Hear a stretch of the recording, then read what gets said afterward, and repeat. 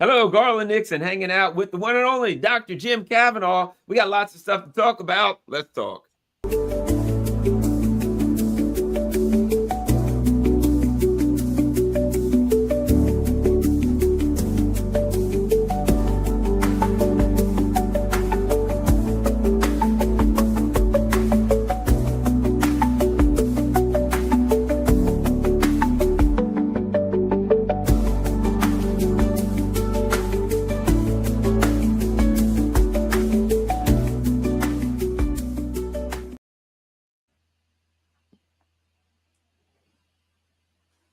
Oops. Hello, Garland Nixon. I'm just talking away, and I'm looking at my mute button is flashing. Hang out with Dr. Jim Kavanagh on a Wednesday afternoon, evening, whatever you want to call early evening, late afternoon. It's 4 p.m. And a number of things going on that we need to talk about. Many related to Zionism and things of that nature, but some other things. So let's get started here, Jim. Let's get started here. Okay. I recall, to tell you a quick story, I'll make it quick. I recall during the election, it came out that one of the things that Google was doing was if they had a particular candidate that they disliked. There was a guy named Robert Epstein, I think was his name.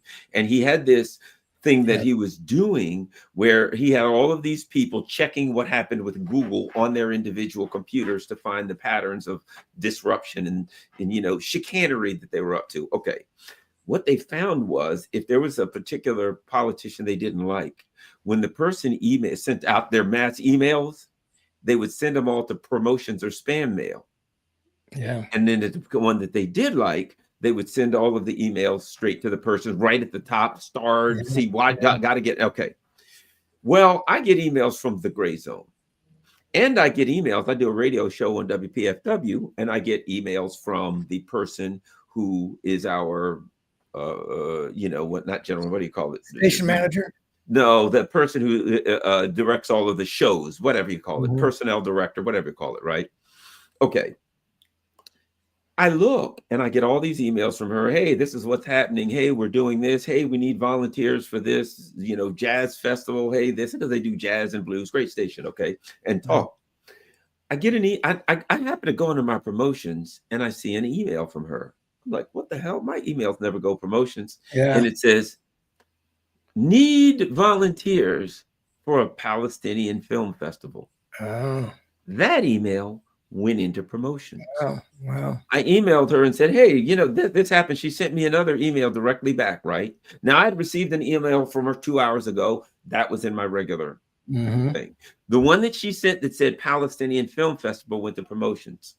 I sent an email to let her know what happened. She sent me a regular email. The only one that went into promotions was that. And I remember Epstein. So then I said, let me go look at promotions. So I've been a gray zone person, signed up to the gray zone for a long time. I always get emails from gray zone. And I look this week, my emails from the gray zone have started going into my promotions folder. I need to start checking into my spam folder. And as we see with the Zionists buying CBS, buying TikTok, etc., of course, there was a big article about Google buying this Unit 8200 spookified tech company in Israel and incorporating it into Google, right? It appears that what they're doing is, you have somebody put it, program director or PD, right? That everywhere in your email, I guarantee in everything, the Zionists are saying, you know what, we'll control what's allowed to be said. Your thoughts, Jim Kavanagh? Yeah, well, they are buying up everything, but that guy Epstein, I think is his name, unfortunately. Yeah. I remember seeing some things. He did some really great work, because what he would do was he'd have people working on computers and he'd be monitoring them. And what he was finding out was that it was what came up when you started to type in a search. So this is something that doesn't get saved by Google. So, but when you started to type in something in the search line, what's recommended for you, the recommended things that would come up. And he was showing how that was something that was pushing people into things, but that wasn't something you couldn't record that unless you monitored it in real time. It wasn't a result that came up after you did the search. It was while you were typing in the search, the suggestions, and he showed that it was a very brilliant piece of work, and he showed how it made a difference. It made a difference in elections and things. So that's an interesting fact, and that was before, of course. Now we have, look, there's no more anti-Zionist media. There never was an anti-Zionist media, but there's hardly any room anymore for Zionist critical media of any kind. You used to see on CBS and 60 Minutes occasionally stories criticizing this Israeli policy or that Israeli policy, but this is a full court press to buy up all of the media. The major news media of the traditional news media of the country, CBS News, is now owned by the Ellisons, by Larry Ellison, his father David Ellison, who was one of the 5 richest men in the world and the largest contributor to the Friends of the IDF, largest civilian contributor to the IDF in the world. And they are now controlling the Walter Cronkite legacy of CBS News. Who's in charge of it? Put Barry Weiss in charge of it. I mean, this is silly. This is absurd. But not only the legacy media now, all of the, as much as they can, of the quote unquote independent media or alternate media, TikTok, Instagram, Elon Musk, as Netanyahu says, is a friend of ours, but they're going to own all of it now. So the algorithms are going to be adjusted so that, as that guy Epstein showed you, you just won't see anything. It'll maybe gradually, but certainly quickly, things will start to disappear from searchers, and it makes a difference. Look, people say, and it's true, nobody's going to forget what they saw over the past 2 years. You can't make people unsee all of the burned children and the beheaded children and the shredded children and the doctors and nurses and hospitals that were blown up and schools that were blown up. So everybody who's seen that is not going to forget it, but it's going to, in the long run, make a difference if things become invisible to you. It just does. So this is a campaign to control the narrative. Those who control the narrative control history, control the world. It's certain. There's a to that. It's a strongly. We have to take that seriously. And this is, again, good for them.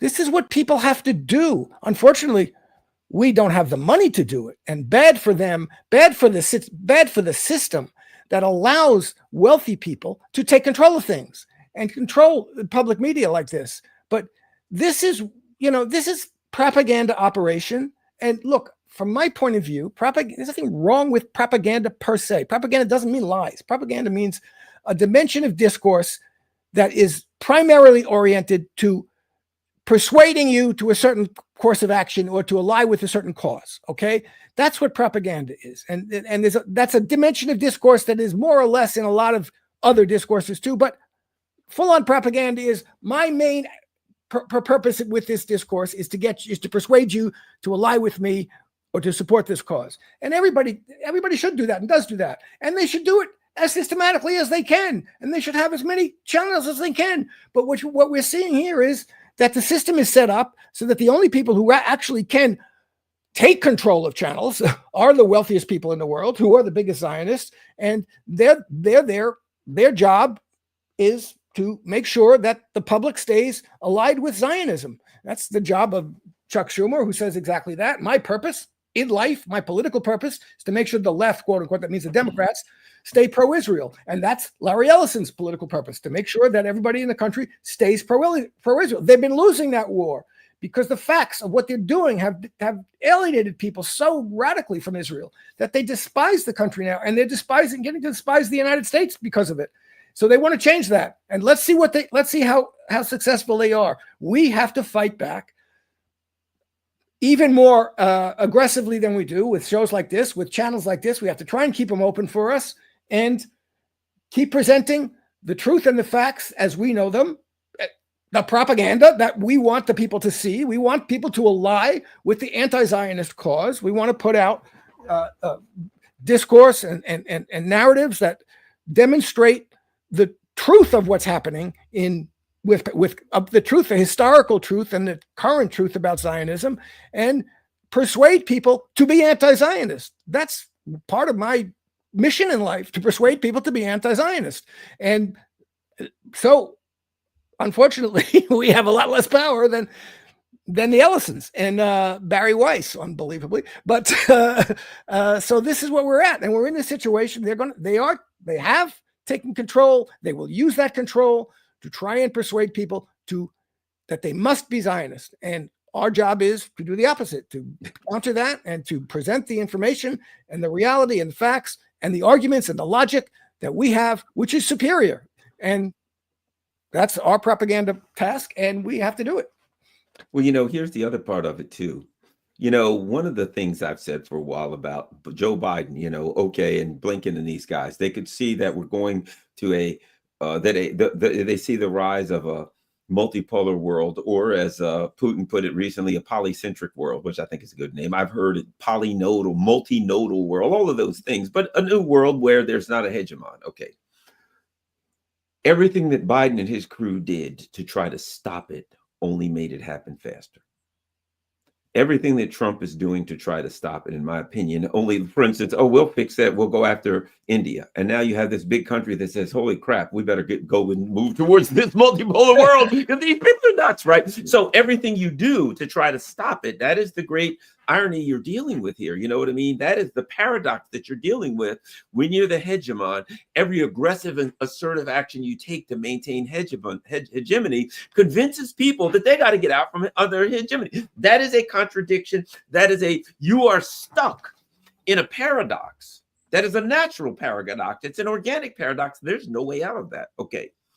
So my point being that in trying to get people to love Israel, you only convince them to hate it more.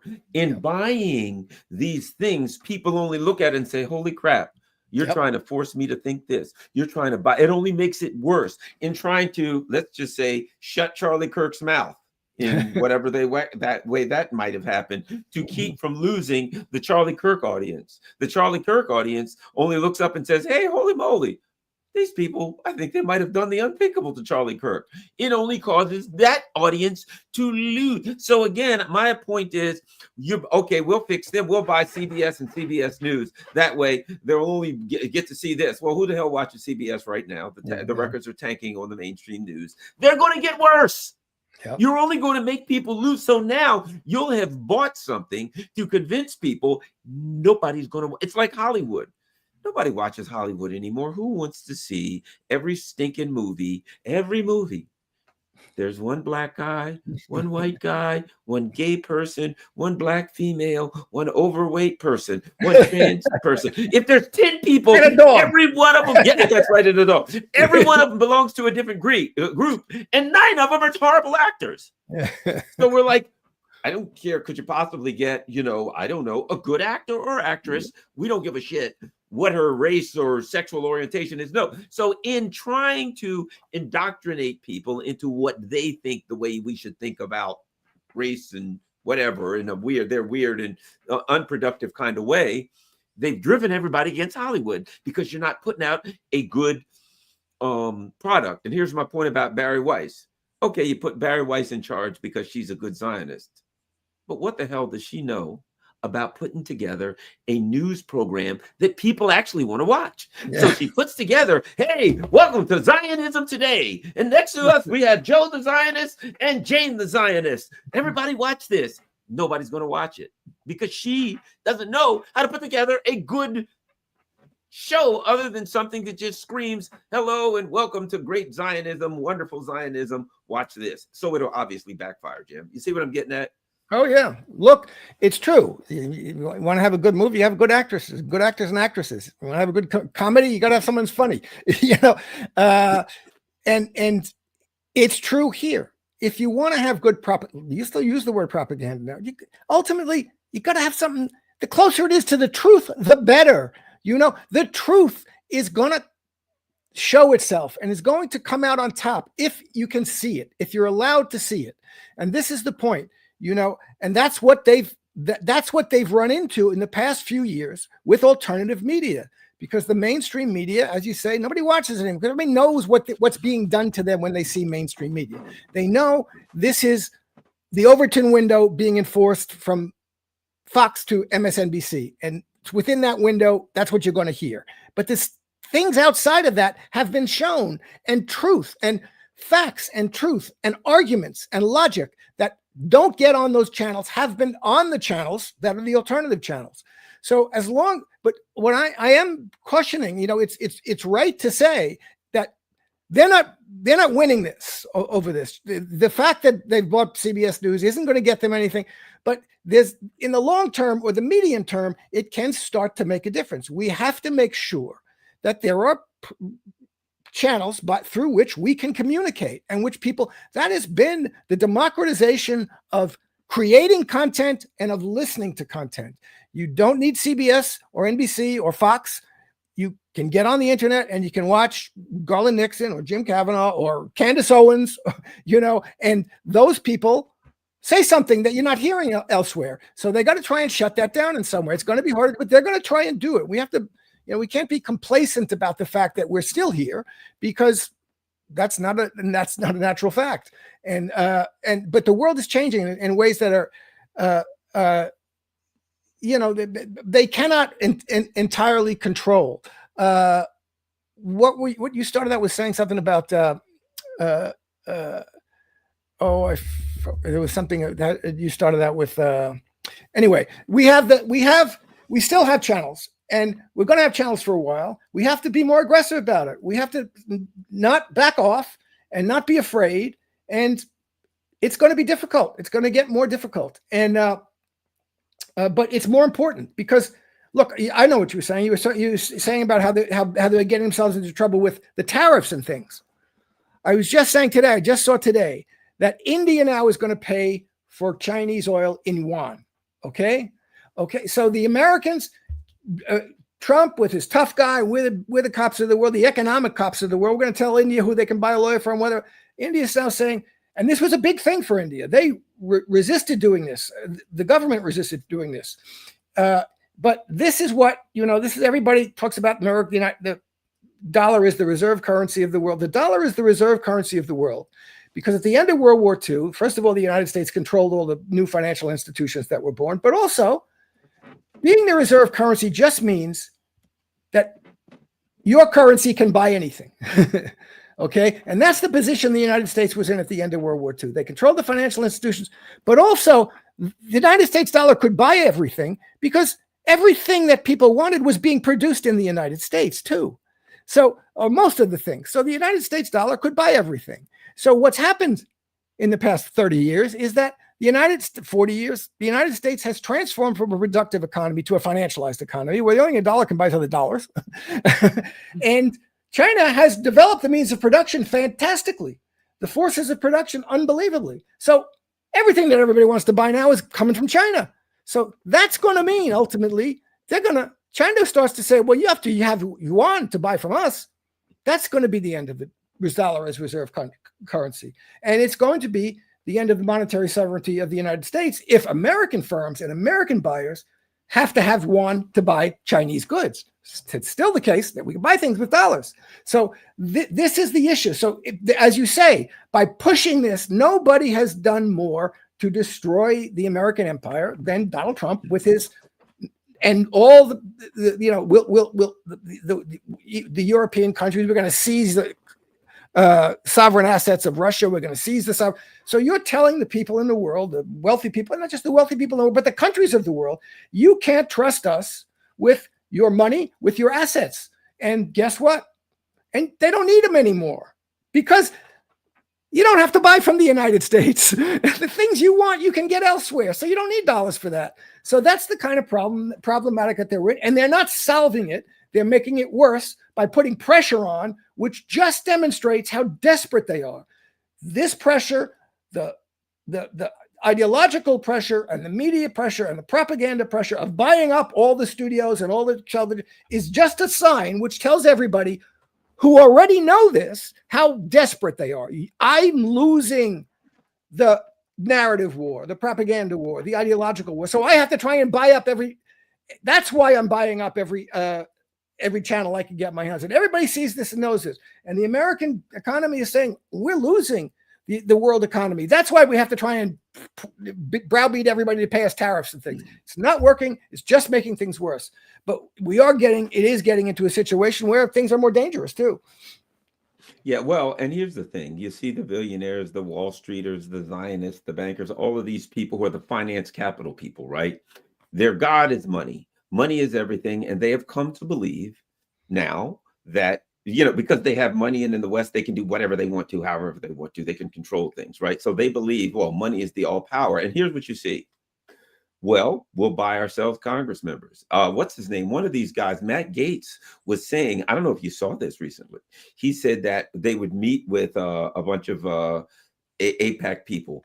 They would literally put on you like a sticker or a pin that had one of those scan things on it. QR code, yeah. QR code. So if they liked the position that a politician could take, they could just go over and scan your QR code and donate money to you, right? Yeah. So it's like, look at all this money we have. We can control this. Then they say, we want a war. We'll pay off the right people. We'll get a war. We want this bill passed. We'll pay off the right. So they came to believe they could do anything with money. We got unlimited money. We can print money. We can do whatever we want. We got billions, trillions, millions.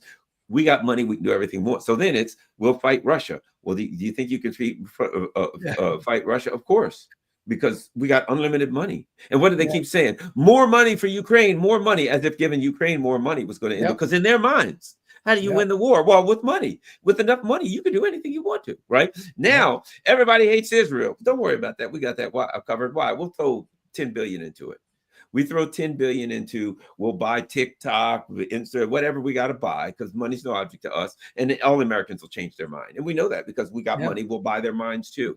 And just like we got enough money so we can buy a war against Russia, as I keep saying, if you give me one guy who's got $1 million and the other guy who has artillery shell in a war, I'm taking the guy with artillery shell. He's probably going to win it. And the same way with here, we got enough money so we can know. You're not buying people's attitudes. People are looking at Charlie Kirk saying, I think Israel killed them. You're not buying your way out of that. I know. Exactly. The facts and the truth are there that suggest something else. So people aren't ignoring that. You're not going to get them to ignore it. And money doesn't buy everything. It really doesn't. You're absolutely right. And the relationship between money and purpose and productivity, ultimately money depends on the economic, in terms of the economic strength of a country, depends on the productive power of that's why the dollar is going to go away, because the productive power of the United States economy is going away. You can't stop that. You can't stop that process. So, unless you change that, you're not going to save the money. And it doesn't do you any good to have dollars if you can't buy artillery shells, because nobody's producing them. America doesn't produce them. Russia's producing, 3 times the artillery shells of all of Europe every year, or producing the same amount every month as they do every year. This is a problem. And in terms of it works, the analogy is good. In terms of the ideological power, your ideological power ultimately depends on having some relation to the truth, to what's really happening, and that you can demonstrate that in some way. That's why the Charlie Kirk thing is just a failure, because everybody knows the story they're putting out is just ridiculous. So what else do they have to put out? And if you can't put out something, and the condition of the American economy, everybody knows it's terrible. You can't, they think, you can see it now.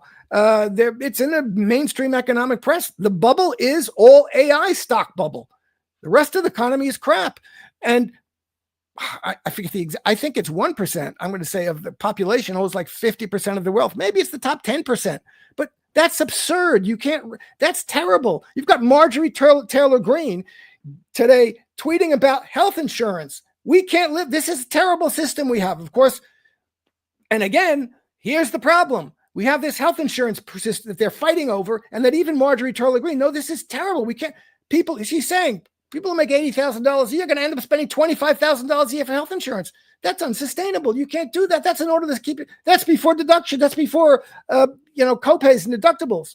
So what do you do about that? Unfortunately, we had the opportunity in 2009 to pass Medicare for all, and Obama stopped it. And the Democratic Party spent the next two election cycles blocking it and going, no, never, ever, ever will this happen. Instead of explaining and producing and fighting for it and explaining to people how it's possible and why it's good and why everybody else in the world has it, they forgot it. They just dropped it. Bernie Sanders dropped it because he didn't want to bother his friend Joe Biden with it during the Biden administration. So now you have this perfect situation where the health insurance industry, which was the purpose of Obamacare and the ACA, to save the health insurance industry and ensure its profits by paying them government subsidies. Now you have the perfect opportunity to say, you see, this whole system is corrupt and it's bad. We need single payer, universal coverage, Medicare for all. That's the solution to this. It's an easy solution. It's obvious, but they spent the past 15 years shitting on it, and the Democrats did. And that's, instead of explaining it and insisting on it and fighting for it and taking every opportunity they can to try and put it into practice. And now what do we go? We're going to fight over stupid subsidies to private health insurance to protect their profits. And even Marjorie Gertler Green knows it's terrible. But what's she going to do about it? She doesn't have, because the ideology, everybody's still consumed with saying, oh, we can't do Medicare. You just can't. It's too much money, blah, blah, blah. Again, money's the problem. No, it's not. But so what I'm saying is, you have everybody sees the witch is melting. The wicked witch is melting, but nobody has any proposal to stop it and to build it into a real vibrant person again. Yeah. Let me see something. Health. Okay. The Israeli healthcare system, people should look it up. They have universal healthcare. So they tell us that when people like us say, well, countries and, all over the world have literally in, I think, Australia and Canada, they call it Medicare for all. That's the word, everybody gets medical coverage. Okay. So you can't tell me it doesn't work because other countries do it. Works everywhere. But Israel does it. And we pay for it. Ultimately. So we can't do it because it's communism and it won't work and blah, blah, blah. But Israel does it. And the United States, basically, now Israel and Ukraine are nothing but welfare states for the United States. Israel has no economy. And did you know this, Jim? We still have some states and counties and cities and municipalities that are buying Israeli bonds. Even though Israel has no economy, some of these states, now, if you're a state retiree or you're in one of these retiree systems, they're buying bonds from Israel, which don't really exist because Israel has no economy. They're buying fake bonds, empty bonds to prop up Israel, which eventually means that whoever the people in the state or the county or whatever, teachers, policemen, whatever, that their bonds are going to have a problem. But the United States says, don't worry, if Israeli government bonds crashes, the U.S. will cover all of them. So the United States is going to pay for it.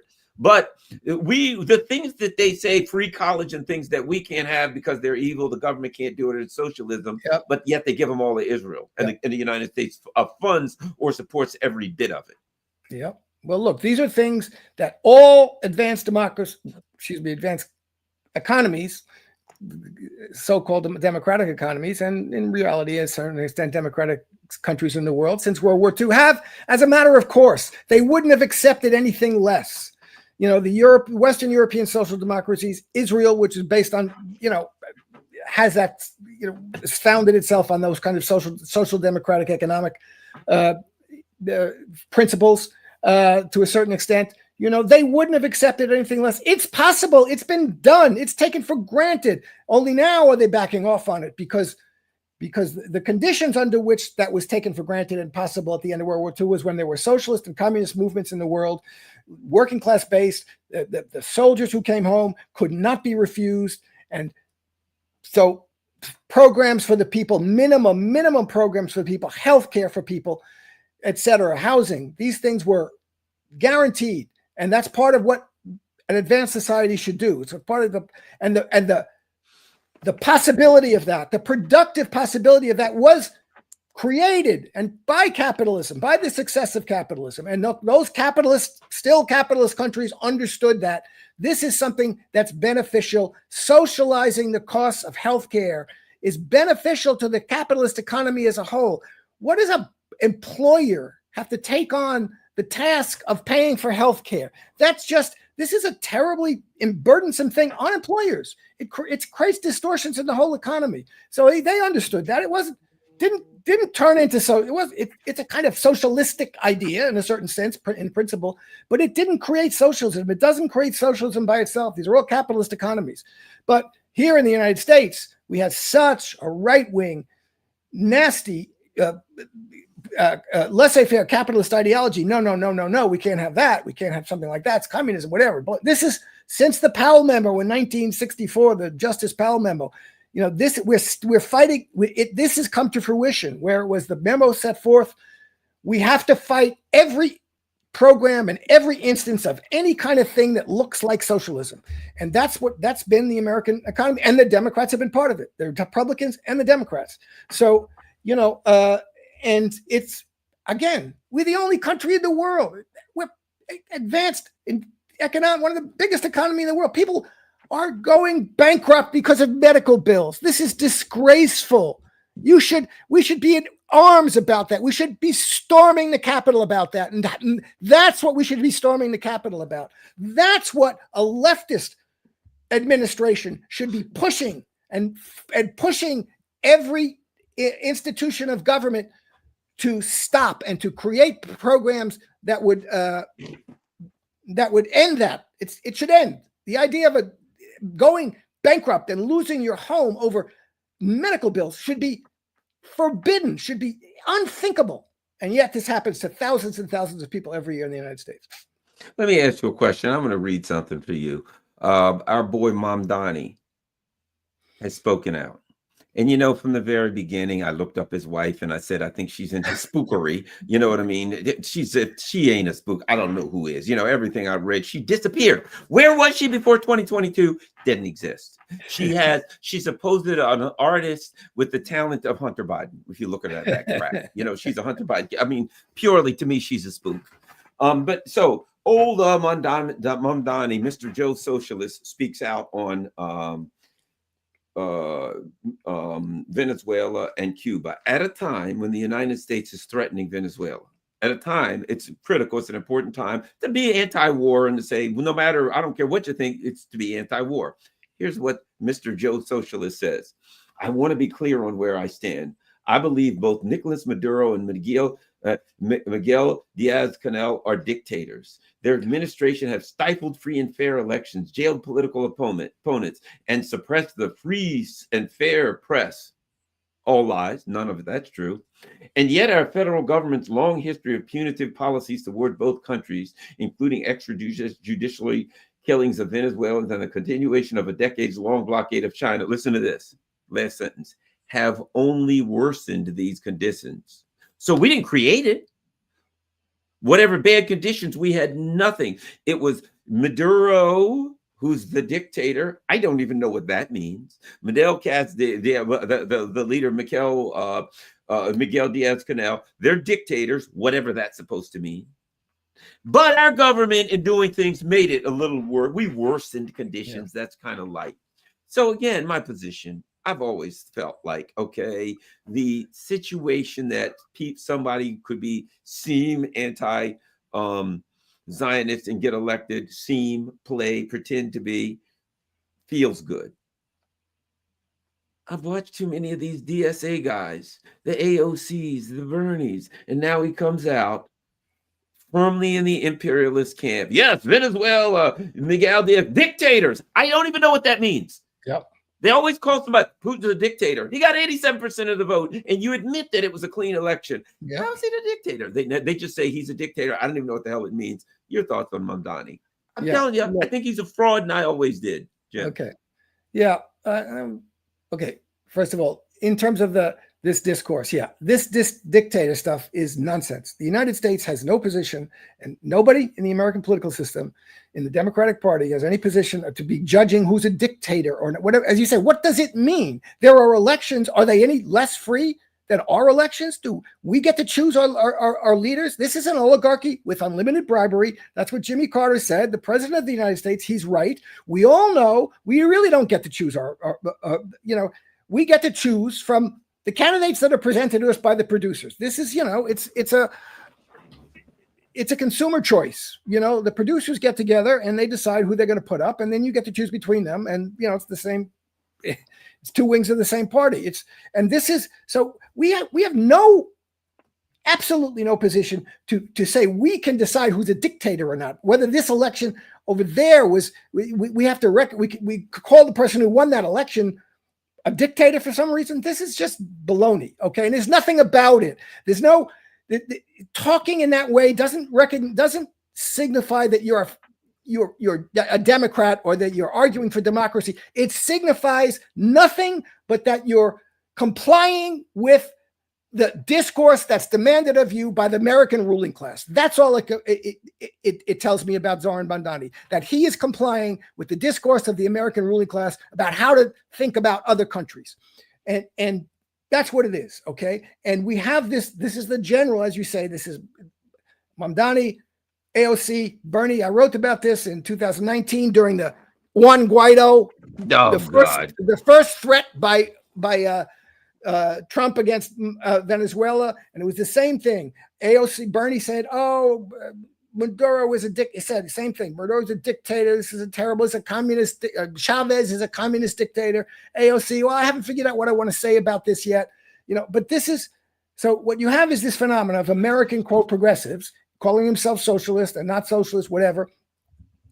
It's progressive except imperialism. Just like it's progressive except Palestine, progressive except Zionism. It's progressive except imperialism. Is okay, we want universal health care, we want higher wages, we want, child care, etc. But, we really don't want to argue about imperialism. We don't, in order to get these things, we'll give up we won't waste our energy arguing about Venezuela or Cuba. We'll accept the terms of the discourse that they impose on us about that, and just go ahead and fight for things for American working class and American people and the poor people of the United States. So this is the ideology of progressive except imperialism. And it stinks, and it's no good, and it doesn't work. And anybody who claims to be a progressive or a leftist has no claim to that if they're progressive against imperialism, just like if they're progressive against except Palestine or except Zionism. This is not about democracy versus dictatorship. The American imperialism in the United States, whether it's towards Cuba or towards Venezuela or any other country, is not about supporting democracy versus dictatorship. It is anti-democratic. Their purpose is to prevent the emergence of any political governance that will actually empower the majority of people in the country, that will actually empower the working classes of those countries. That's the American project, and that's the project that Mamdani and AOC and Bernie are signing on to when they use this kind of language. Not that you can't criticize Maduro, but you can't criticize him with those terms. You can't criticize him with that terminology. And you have to be in a situation where the United States is on the verge of militarily attacking Venezuela, be number one. First thing I have to say about this is impermissible. We are opposed to any American intervention in Venezuela, and I don't want to talk about anything else I have to do with Maduro until we get that straight. Okay, not going to hedge that with, this is like saying, I'm against the genocide in Gaza, but Hamas is really bad. No. This is baloney. That's which Mamdani also did. This is not. You don't play that game. What you're doing there, all you're doing is signaling to your big daddies in the ruling class that you'll stay within certain limits that they set, and you'll accept their discourse. Now, in terms of, it's an issue for me to decide whether I'm going to vote for him in the New York City mayoral election, and I certainly was going to vote for him. I think, it's not. I never. From the beginning, I suspected that Mamdani was not going to be anything more than another Bernie or another AOC. But his stance on Palestine and Zionism has been good and has been very different from anything else you'd ever see before in a New York City election. And it's helped him. And I don't know. This is not I don't give him any kind of general political support, or I have no enthusiasm, but I still might vote for him for mayor of New York. But I'm not going to berate anybody who doesn't. I don't think this is a categorical imperative that anybody on the left has to vote for Zoran Bandani. I can see why people wouldn't. I may not. I'm not sure yet, but that's the least of the issues in a certain sense. And I hope there are certain things he might put on the agenda for New York that would be helpful. And otherwise, this is what you're seeing is the outer limits of Democratic Party progressivism, and they are outer limit. They are. You cannot be taken seriously as what I call a leftist, what I would call a progressive, or what I would call a socialist, certainly, if you are progressive, accept imperialism, will accept the discourse of imperialism that the United States, and the American ruling class impose on us and impose on the world. We'll work within that in order to try and get rent freezes. Well, good for you, but that's not acceptable politically. You are what you are is someone who's agreed to stay within the corral that the ruling class has set up for you, for all of us. Your response to this? Yep. My response to that? Yeah. I mean, again, this is so silly. Trump is about, this is like, I don't know. This is the level of delusion. I mean, again, this is using words. In what sense could Trump possibly be called a communist? This is not to have.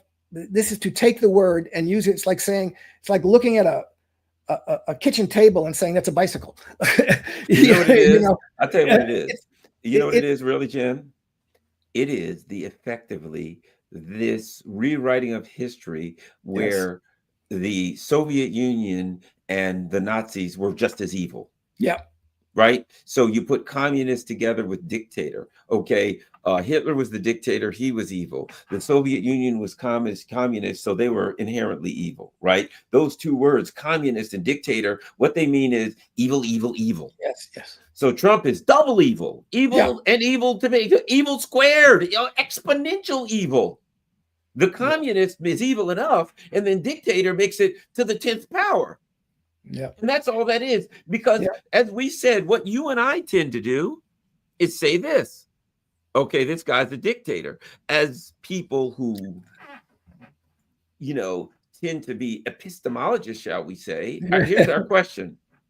What do you mean by dictator? Yeah. You said Putin's a dictator. You said Maduro's a dictator. You said this or that. How the hell? I've asked people, how the hell can a man that got 87% of the vote be a dictator? I've been there. Maduro consistently gets well over 60% of the vote. The Chavistas love and support him. How can he be a dictator? Oh, he's destroyed our economy. How can the United States sanction away 99% of the Venezuelan economy and then accuse the Venezuelan government of mismanaging the only 1% that they had left? Yeah. You know what I mean?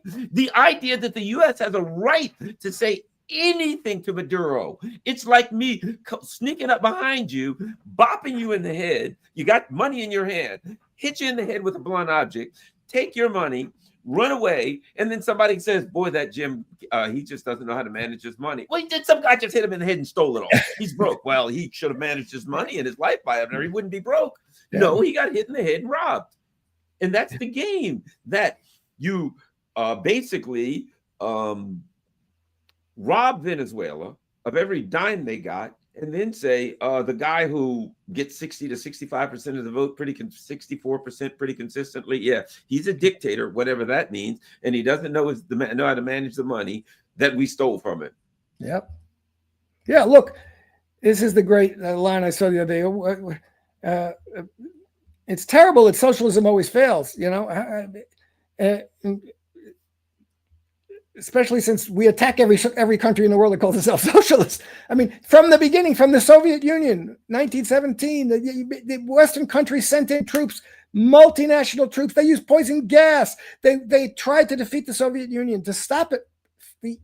the emergence of a socialist state, of a post-capitalist state, of anything that called itself socialist, okay? And they've done that to every country in the world that dared call itself socialist. What are they doing to Cuba for 60 years? What threat is Cuba? They put their, as you say, they beat them over the head, take their money, they put their neck, their boot on the neck of the country economically, and say, what's the matter? This country can't breathe right. You know, this is phony. You know, if socialism is going to fail, let it fail. Leave it alone. You know what? Let's have a day when socialism fails without the military and economic attack of the most powerful military and economic country in the world. And that's never happened. Okay. Except for China. Look what's happening with China. But so you've got that. But then the point you're making about this use of language, I mean, extremely important. And the epistemological, these are epithets. These are insults. Communist, dictator, conspiracy theorist, anti-vaxxer. These are means. These are not the products of thought. These are tokens and wands that are, you know, like the old Mandrake the magician. Mandrake gestures hypnotically. These are hypnotic gestures that stop you from thinking. That's what they're meant to do. There's a whole ideological apparatus that's been built and is reinforced every day at all the major ideological institutions of the country, from the popular and media to the academy, which reinforce the idea that if you don't have to think. When someone comes at you with arguing for socialism, or something that sounds like that, you just wave this magic wand: communist, dictator, conspiracy theorist. And once you wave that magic wand, thinking stops. That's what you're doing when you use those words this way, without having any understanding of the historical meaning, of the meaning of what they mean to the people for whom they're actually important. What you're doing when you use those words that way is you're saying, I have learned the trigger words that prevent me from thinking, and that are going to stop any kind of discussion with you, because what I've learned is how to use those words to say to you, it's not worth talking to you, because you're a conspiracy theorist, you're a communist, you're a dictator. So that's what you're doing. It's very dangerous in the world when you just dismiss people, leaders of major countries who've won major elections, who have major popular support, and just dismiss them with these magic words, with Mandrake's magic wand. Oh, dictator. Oh, Assad, dictator. Oh, Maduro, dictator. Oh, Putin, dictator. That's all we have to know about that. Once we say that, there's nothing more we have to know or could know. This is the great epistemological crisis. I mean, really, people who are doing that are telling you they don't want to know. They have learned how to prevent themselves from knowing anything other than how to use the word dictator, how to use the word communist, how to use the word conspiracy theorist. And that's very, very, very dangerous. You know, another thing, we got flotillas going on. And, you know, there are people that are, you know, I have a friend who's like, I'm not thrilled with the flotillas because they could use the money more constructively and do something else, which, you know, everybody got a right to see the way they want. But that's something that people are doing. They're doing something, right? There's strikes. I was watching in Italy, they're protesting, they're striking, their general strikes. A friend of mine was in Italy, and it's like everywhere I went, they're spray painting Free Palestine all over creation, right? What we're seeing, to me, Jim, is, and this is good, the waking up of people, awakening. I like that. That's the word I want. Wherein people are like, you know what? The ruling elite does not represent us.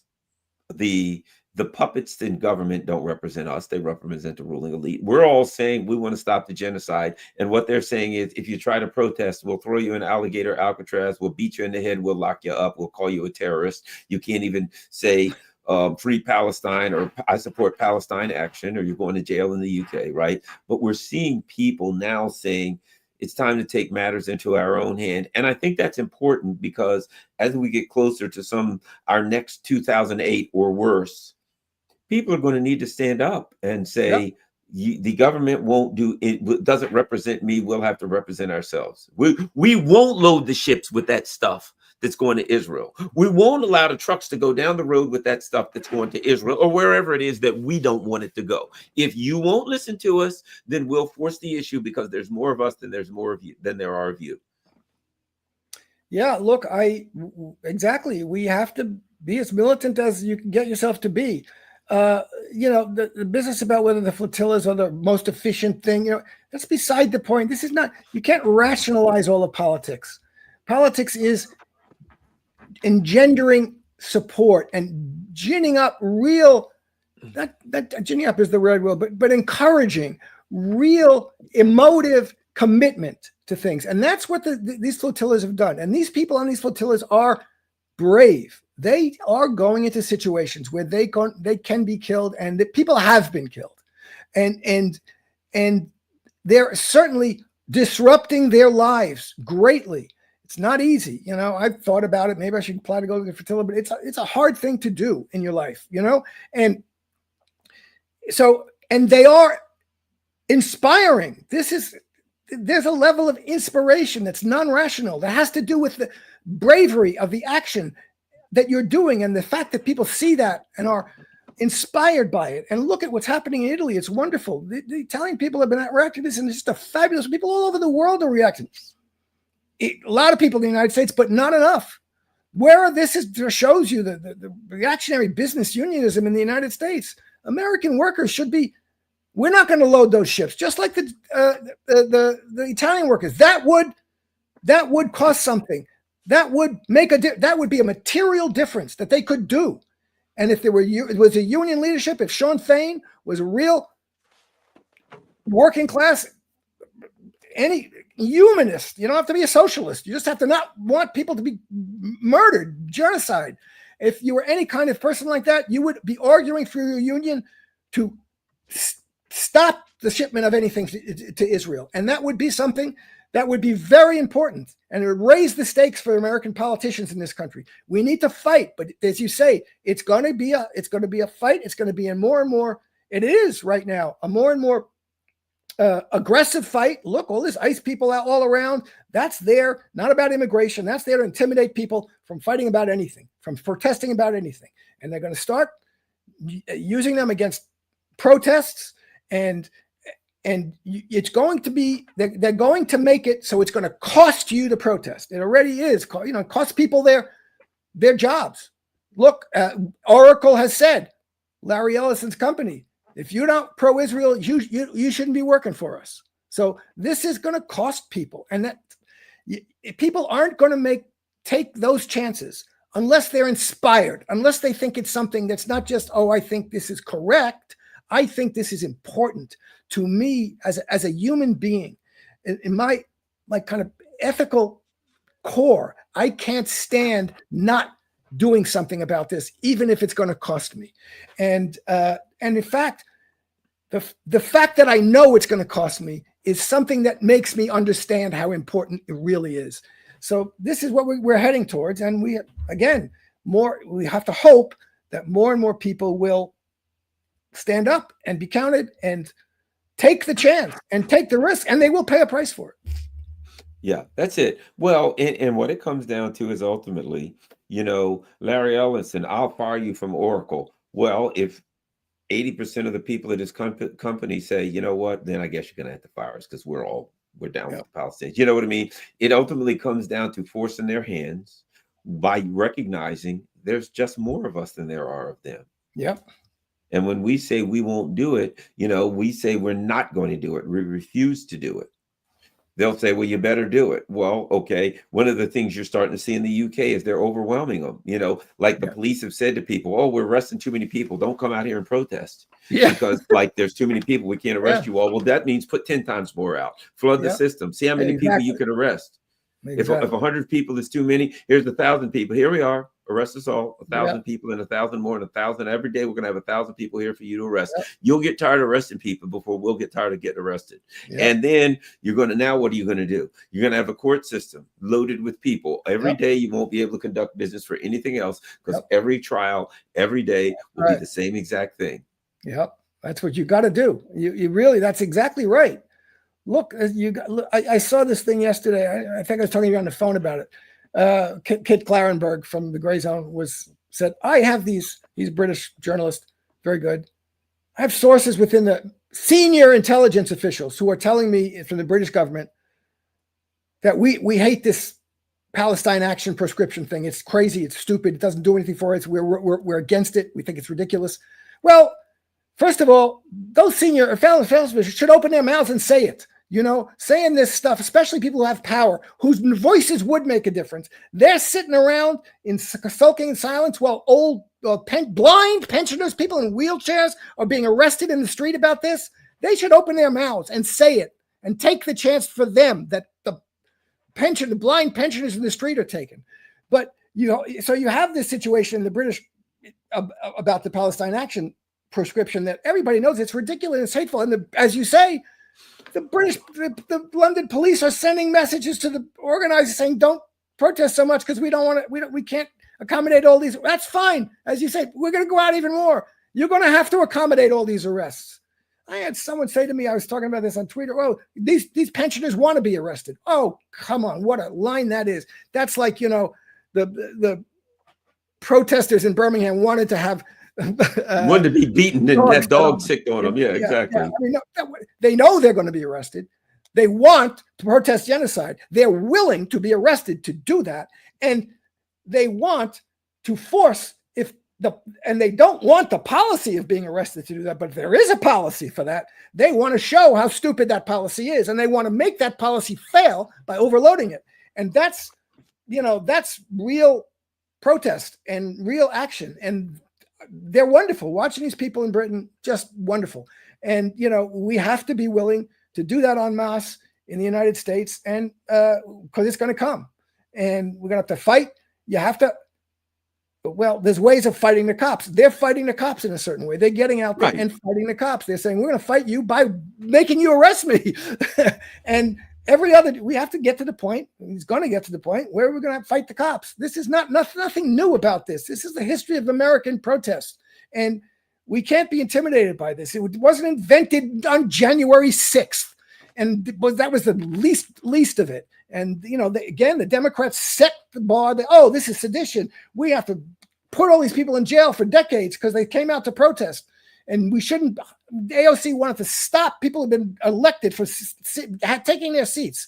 So this was, suddenly the leftist tradition of protest by any means necessary to fight war and to fight racism is no. You can't come and fight. You can't come and protest in the Capitol. We're going to have to protest in the streets. We're going to protest at the Capitol. We have to learn how to do. We have to be willing to do these things. And what depends on the main thing is not how you're protesting, but what you're protesting for. I mean, ultimately, that's more important. Yeah, there are issues about how to protest, and of course, people are going to be arrested if you break laws, etc. But the worst social policies and the worst policies in the world are all legal, and you're going to have to fight against them and break laws. So I don't, we're not coming, we're there, but the movements in the United States have to get out in real life, IRL, off of Twitter, off of X, and do what they're doing in Britain. I mean, certainly there are tremendous demonstrations in the United States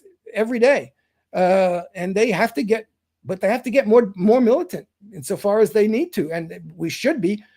I did see the kids were out at BlackRock headquarters in New York. Good. Smash it up. Really? Yeah. Headquarters of BlackRock. They were attacking it. Smashing it up with bricks may not be the greatest thing, but you should be putting yourself in the gears. There's a great, everybody should look it up. It was a speech by the Berkeley free speech activist. I'm forgetting his name now. In the 60s, he said, it was about Vietnam. He says, the time comes when you have to throw yourself in the gears of the machine to stop what's going on.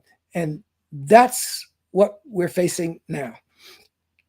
Yeah, I think you're right, Jim. And I'm glad to see that people are waking up. Before we go, your last thoughts on the current state of affairs with the Charlie Kirk, where it's the last thing that came out from Oh God. Candace Owens. I mean, every day there's another revelation, and now TPUSA has said yes, the allegations that you have about the text messages are real. Apparently, Charlie Kirk was saying, "I'm out" 2 days beforehand.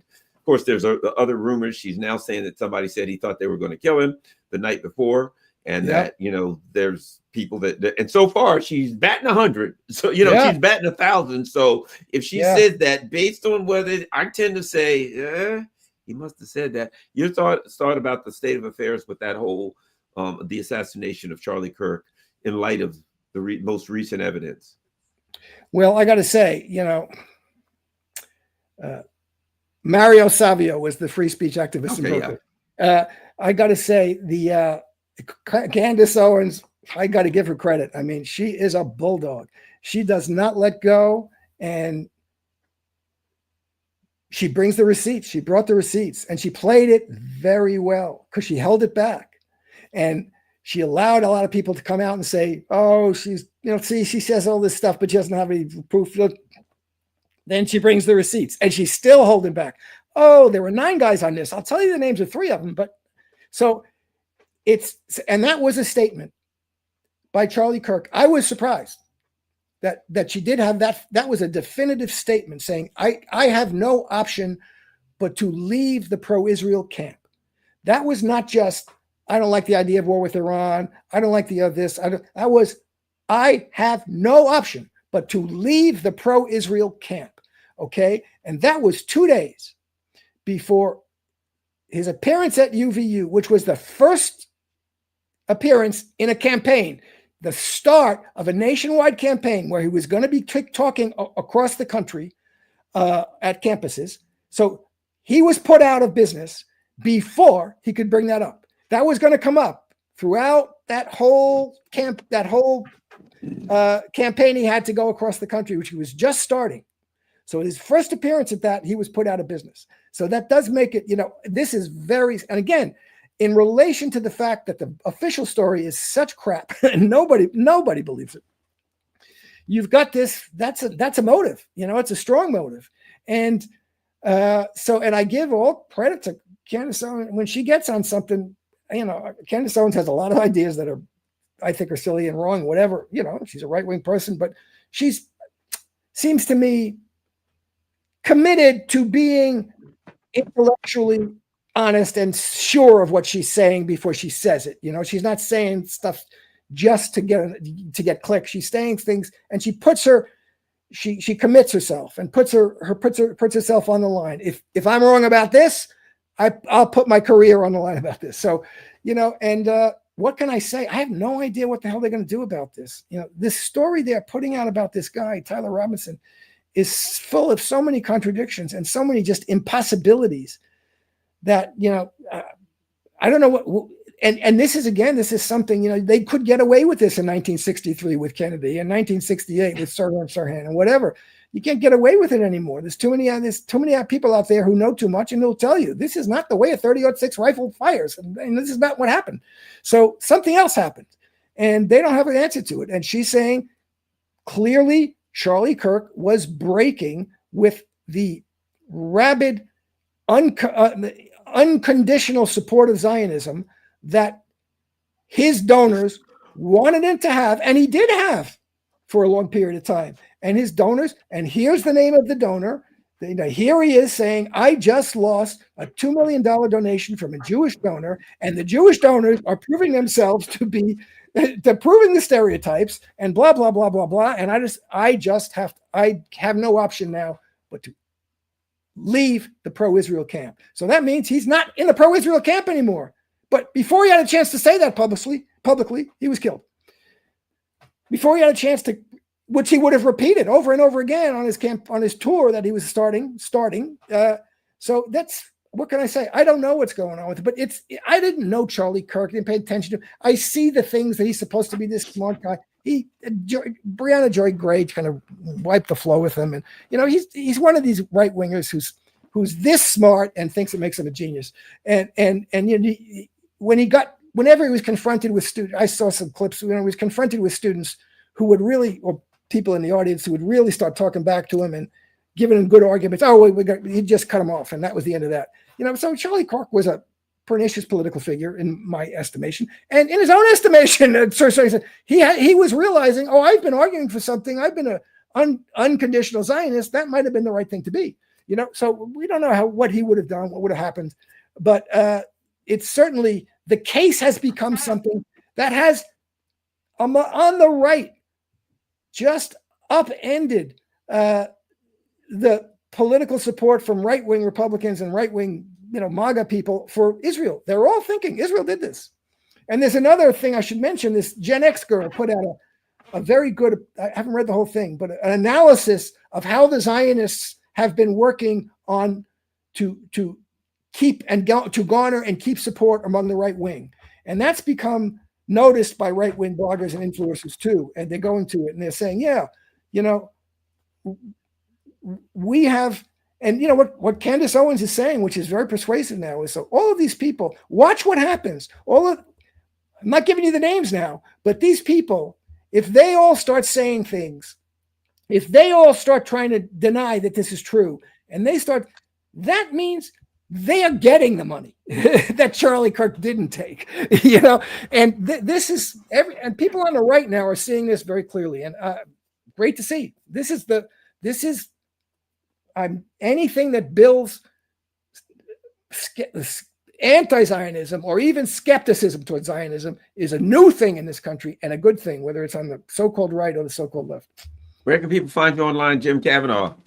At my Substack, Jim Kavanagh Substack, at @thepolemicist_ on Twitter, X, and you know, come to my Substack, take a free subscription, paid if you would, please, and make a donation and buy me a coffee.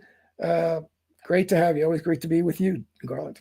All right. Thanks a lot. My good friend and dear friend, Jim Kavanagh, everybody. We are always talking and having fun and talking about this stuff. You guys just like hear the small portion of our long conversations. We have to hold it back. It would be too much for you. Yeah, we're ranting and raving and using foul language and all that. We keep it toned down here for you guys. We try to act like we have some level of decency. Thanks a lot, everybody. Share this on all your social media platforms. We're out.